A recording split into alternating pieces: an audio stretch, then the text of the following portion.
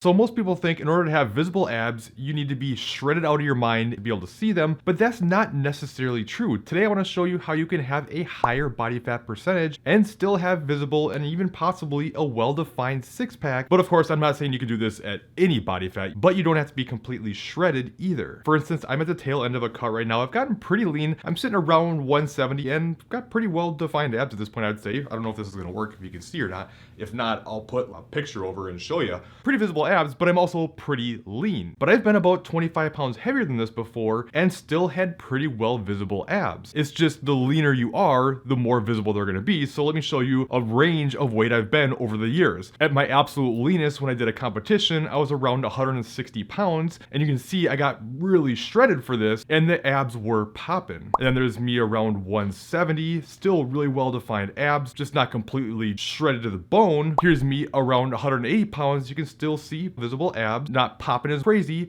but they're showing well. And then there's me here in the low to mid 190s, still visible abs. If I had to guess, I've never really known my body fat, but I'd probably say maybe I was around 20% or so at this point. Take a look at this photo I got off a website that was showing different examples of people at different body fats. What's the big difference between this person at 20% body fat and me? Clearly, it's a difference in muscle. Now, is some of that just genetics? Of course, 100%. Genetics obviously matter, but you can't control your genetics, and it's also not everything either. The bigger factor is we're talking about a decade and a half of hard training consistently to build the muscle to be able to be seen through higher levels of body fat. The thing is, everyone says that abs are made in the kitchen, but that's not really true. It's almost more like abs are displayed in the kitchen, but to have bigger muscles, especially ones that will be displayed at higher levels of body fat, you need to build them, and you do that in the gym. So if abs are a muscle like any other muscle, that means you need to do the things that are necessary to build the muscle. Train hard consistently, eat plenty of protein, stay out of a deficit. You need to create an anabolic environment for them to grow, and then later on, you can diet down to display them better. But again, that doesn't necessarily mean you have to get really lean to see anything. So in order to know how to grow your six-pack, we need a little bit of an anatomy lesson. I'm not going to bore you to tears with all the little idiosyncrasies of every abdominal muscle. The bottom line is your rectus abdominis is the six-pack muscles that you physically want to see, and in order to train that, you need to do more crunching type movements where you're bringing your chest in towards your pelvis, or a way to help this kind of like sink in, as crude as it may sound,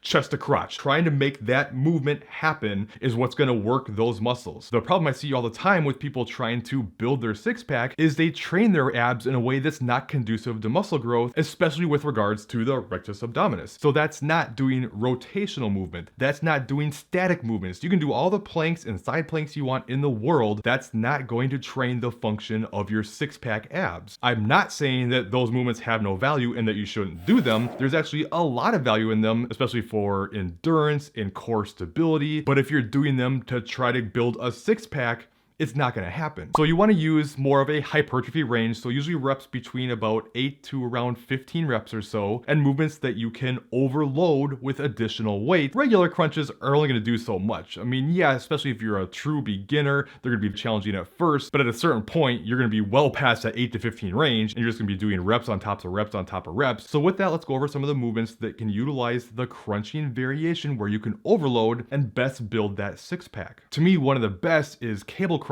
and again, you want to make sure you take your chest to your crotch. So if you're doing the rope pull down, you don't want to go straight down into the floor. You want to pull in towards your pelvis and make sure you're really getting that crunching movement. Hanging leg raises is one of my favorites until you get really strong with them. It's hard to do a lot of them, at least initially, and you want to make sure you're really getting that pelvis up and not just swinging your legs. If you can't quite do the hanging variation yet, you can always start with regular leg raises, but again, make sure you're bringing that pelvis up and not just swinging your legs, or you're not going to be utilizing your six-pack.